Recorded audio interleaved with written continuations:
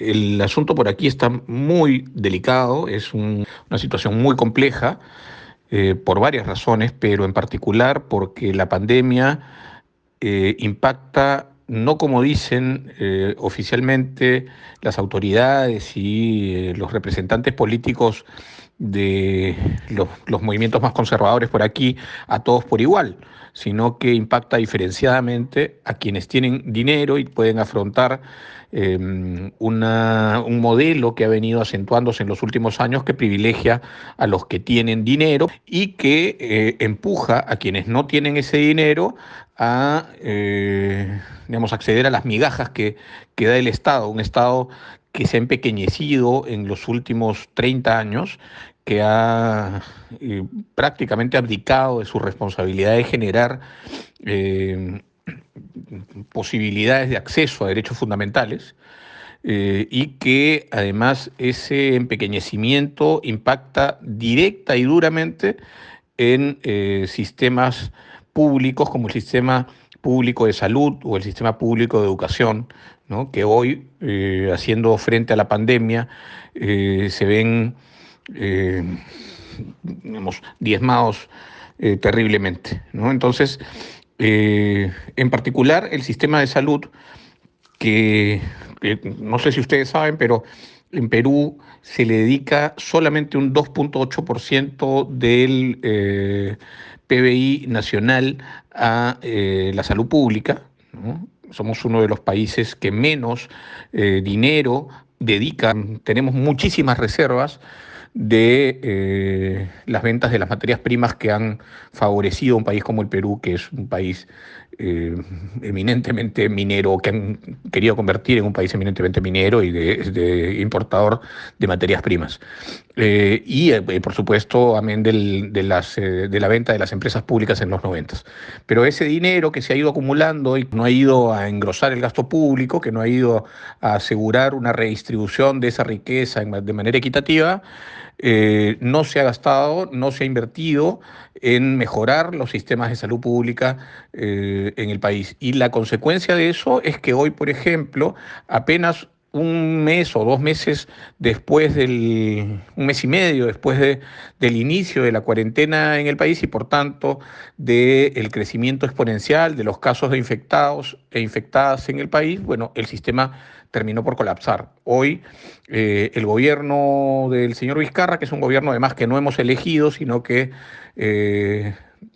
devino de la renuncia de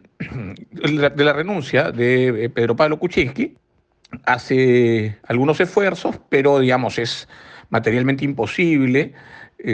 dar vuelta a un sistema que ha venido consolidándose, insisto, hace por lo menos 30 años y que supone, ¿no es cierto?, esta reserva de dinero público, ¿no?, para afirmar los números de la macroeconomía, ¿no?, que dan lugar a ser sujetos de crédito en todo caso, pero que no nos sirven para afrontar situaciones en las que los y las más vulnerables están en situación delicadísima. Los hospitales ya llegaron a su límite de atención, no hay suficientes camas de unidades de cuidados intensivos, no hay respiradores ya para que puedan acceder a ellos los enfermos más graves del COVID-19. No hay ni siquiera en algunos casos, en algunas regiones, respiradores, es decir, balones de oxígeno, ¿no? Y lo que se está tratando de hacer es redistribuir estos insumos para que puedan ir dando digamos, soporte a algunos hospitales en regiones que vienen, digamos, siendo más atacados o atacados con más intensidad por el virus que en otras regiones del país. Por ejemplo, en las zonas altoandinas, el índice de contagios y por ende de fallecimientos es menor que en el llano. En el llano y en el oriente, en la Amazonía, hay muchísimos casos, ¿no? Y eso termina impactando directamente en quien menos tienen, porque los que más tienen todavía tienen acceso a las clínicas privadas, que tienen todavía un resguardo mayor, ¿no? Eso en cuanto al sistema de salud, en cuanto a lo que viene pasando ya de manera integral con las personas que han tenido que parar a raíz de que parar su actividad económica, sus labores diarias para poder sostenerse, el parón de la cuarentena los ha afectado directamente. En este país hay un casi 70% de la actividad económica con rasgos informales o informal de plano, y por tanto cualquier tipo de medidas que favorezcan a los negocios o los contratos que se hacen con protección del derecho laboral no alcanza a muchísima gente que simplemente se ve imposibilitada de llevar sustento diario a su casa para sus familias. Entonces hay muchísima gente que no puede atender como se debiera los rigores de la cuarentena y mucha gente sale pues a hacer lo que siempre hizo, ¿no? En un contexto mucho más delicado y mucho más peligroso, y menos rentable, que es el del coronavirus en las calles. Pero eso impacta además directamente también en el aumento de casos, ciertamente. Mientras más gente en las calles haya, mientras menos se respete la distancia entre personas, mientras menos se use los equipos de resguardo, mientras más informalidad, por tanto, exista, efectivamente los índices de contagio y los índices de muerte van a seguir creciendo. Entonces esto es una lamentable rueda, un lamentable círculo vicioso que no sabemos en qué momento va a terminar.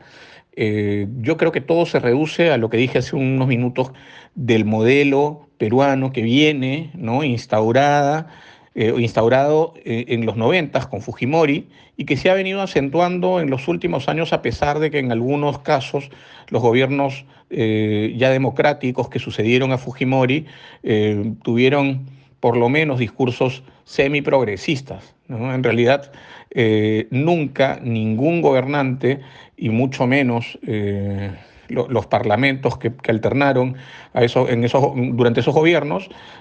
tuvieron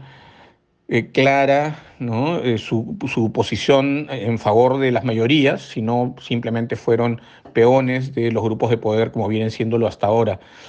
Prueba de eso es este mismo gobierno que podría, eh, digamos, aparentemente ser algo más